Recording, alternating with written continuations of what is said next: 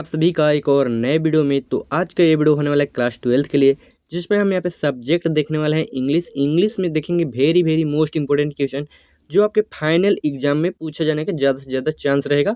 तो अगर आप लोग चैनल पर नए हो तो चैनल को सब्सक्राइब करके वीडियो को लाइक कर देना, वीडियो को शेयर भी कर देना।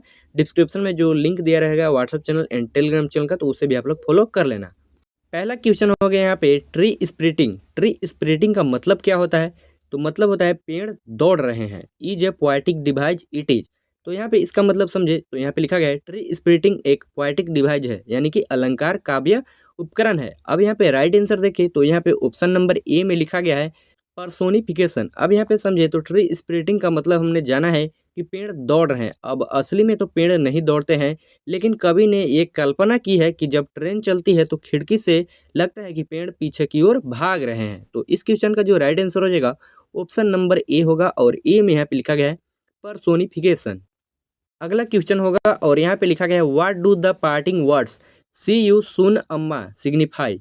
यानी कि इसका हिंदी में समझे तो यहाँ से यहाँ का मतलब हो जाएगा जो कि है जल्द मिलते हैं अम्मा, और पूरा समझे तो यहाँ पे इन विदाई के शब्दों का अर्थ क्या है। तो राइट आंसर हो जाएगा ऑप्शन नंबर बी, और बी में यहाँ पे लिखा गया है her optimistic farewell full of cheerfulness. Hindi में मतलब हो जाएगा उसका उत्साह और आशा से भरा उस मिजाज विदा कहना। और ये क्वेश्चन है मैडम राइट्स द बस, यानी कि ये उसी चैप्टर से क्वेश्चन लिया गया है। अगला क्वेश्चन है यहाँ पे who has retain the poem एलिमिनेटरी school classroom in a slum. यानी कि जो ये पोएट है, सॉरी ये पोएम है एलिमिनेटरी school classroom in a slum, इसका लेखक कौन है यानी कि राइटर कौन है? तो इसका जो राइट आंसर हो जाएगा ऑप्शन नंबर ए होगा, और ए में यहाँ पे लिखा गया है स्टीफेन स्पेंडर। अगला क्वेश्चन है यहाँ पे Shakespeare is wicked because of he the children. यानी कि यहाँ पे खाली डैश है, और यहाँ पे क्या होगा तो हिंदी में समझे तो यहाँ पे है शेक्सपियर बुरा है क्योंकि वह बच्चा को, और खाली डैश यहाँ पे करता है। तो यहाँ पे टेम्प्स लिखा गया है ऑप्शन नंबर बी में, और टेम्प्स का मतलब होता है जो कि लालच देना या बहकाना। तो इसका राइट आंसर हो जाएगा ऑप्शन नंबर बी। अगला क्वेश्चन होने वाला है जो कि कीपिंग क्विट चैप्टर से होने वाला है, जिसका लेखक है पाब्लो नेरुदा। और यहाँ पे क्वेश्चन है the last line of the poem. यानी कि जो ये कीपिंग क्विट है पोएम, उसका जो लास्ट लाइन यानी कि आखिरी पंक्ति क्या रहने वाला है?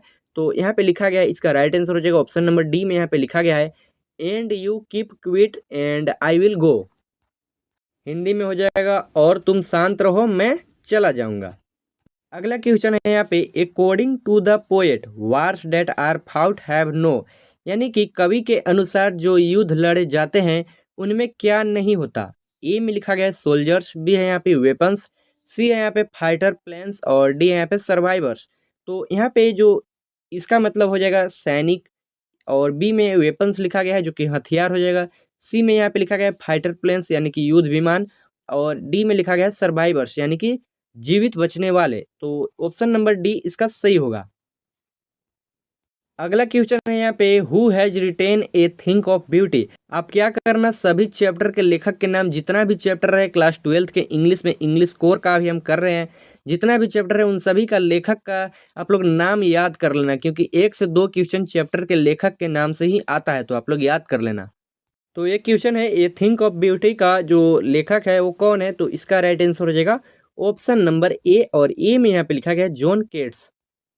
अगला क्वेश्चन है क्वेश्चन नंबर 9, और यहाँ पे लिखा गया beautiful things never pass into thingness. यानी कि यहाँ पे लिखा गया है beautiful things never pass into thingness, इसका मतलब क्या होगा, क्या अर्थ होगा? राइट आंसर हो जाएगा ऑप्शन नंबर ए, और ए में यहाँ पे लिखा गया है नेवर फेड अवे।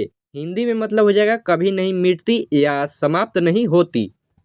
और ये क्वेश्चन था जो ए थिंक ऑफ ब्यूटी चैप्टर से ही था ये भी क्वेश्चन। अगला क्वेश्चन रहेगा चैप्टर जो कि हो जाएगा an elementary school classroom in a slum. तो उसी चैप्टर से एक क्वेश्चन है, और यहाँ पे है who are birds of prey in the poem.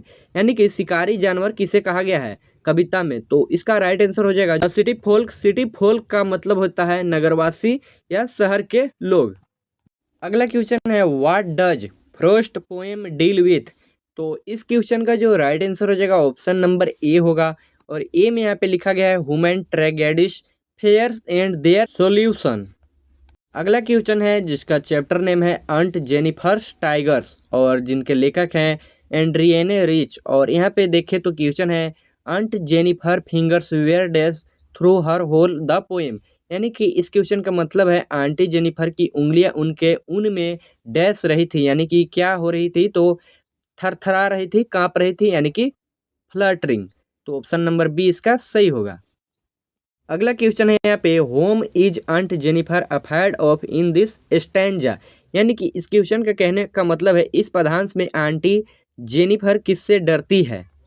Right answer हो जाएगा ऑप्शन नंबर ए, और ए में यहाँ पे लिखा गया है हर हस्बैंड, यानी कि अपने पति से। अगला क्वेश्चन है French looked for opportunities to skip school to do what. French school से छुट्टी मारने के लिए किस लिए मौका ढूंढता था। तो ऑप्शन नंबर डी इसका सही होगा, जो कि यहाँ पे लिखा गया है कोलेक्ट बर्ड्स एग्स।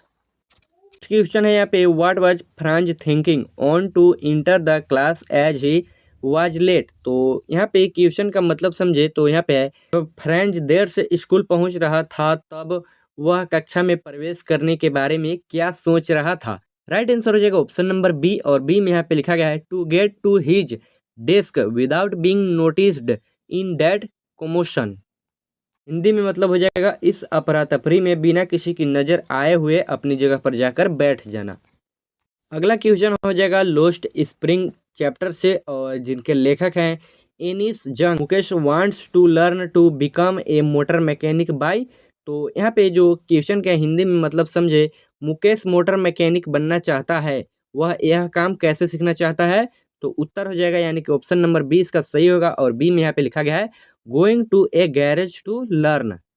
अगला क्वेश्चन होने वाला है what was the profession of Mukesh father before he become a bangle maker. यानी कि मुकेश के पिता का पेशा प्रोफेशन क्या था कंगन यानी कि चूड़ी बनाने से पहले का। तो यहाँ पे राइट आंसर हो जाएगा ऑप्शन नंबर ए, और ए में यहाँ पे लिखा गया है टेलर, जो कि हिंदी में बोलते हैं दर्जी। अगला क्वेश्चन है जो कि हो जाएगा यहाँ पे इस चैप्टर होगा डीप वाटर, और जिनके लेखक हो जाएंगे विलियम्स ओ डगलस। और यहाँ पे क्वेश्चन है at the end of the experience Douglas felt. यानी कि क्वेश्चन का मतलब है तैरना सीखने के अनुभव के अंत में डगलस को कैसा महसूस हुआ। तो राइट आंसर हो जाएगा ऑप्शन नंबर बी, और बी में यहाँ पे लिखा गया है रिलीज्ड, यानी कि हिंदी में हो जाएगा मुक्त। अगला क्वेश्चन है all we have to fear is fear itself who said those words. तो इसका मतलब समझे तो हो जाएगा हमें केवल भय से ही डरना चाहिए, यह शब्द किसने कहा था। राइट आंसर हो जाएगा इसका ऑप्शन नंबर डी, और डी में यहाँ पे लिखा गया है प्रेसिडेंट रूजवेल्ट। अगला क्वेश्चन है the vogue bond compared the whole word to a. Right answer हो जाएगा ऑप्शन नंबर डी, और डी में यहाँ पे लिखा गया है रैट ट्रैप, जो कि चैप्टर का भी नाम है द रैट ट्रैप। अगला क्वेश्चन है how much money had the peddler stolen from crofter. तो राइट आंसर हो जाएगा ऑप्शन नंबर डी, और डी में यहाँ पे लिखा गया है 30 क्रोनोर्स। अब देखने वाले हैं सब्जेक्टिव क्वेश्चन, जो कि चैप्टर नंबर 1 से देखने वाले हैं 5 सब्जेक्टिव क्वेश्चन, जो कि हो जाएगा चैप्टर नंबर 1 का नाम है माई मदर एट 66। और यहाँ पे लिखा गया है where is the poet going and who is with her. तो राइट आंसर यहाँ पे लिखा गया है the poet is driving from her parents home to the Cochin airport, her mother is sitting beside her and dozing with her mouth open, she has come to see her daughter off। अगला question हो जाएगा why does Kamala Das describe the young trees as sprinting. Answer हो जाएगा Kamala Das is driving from her parents home to Cochin airport when she looked outside the young trees seems to be walking across them, this seems to be running fast और sprinting. The poet parents a contrast her doozing old mother and the spiriting young trish।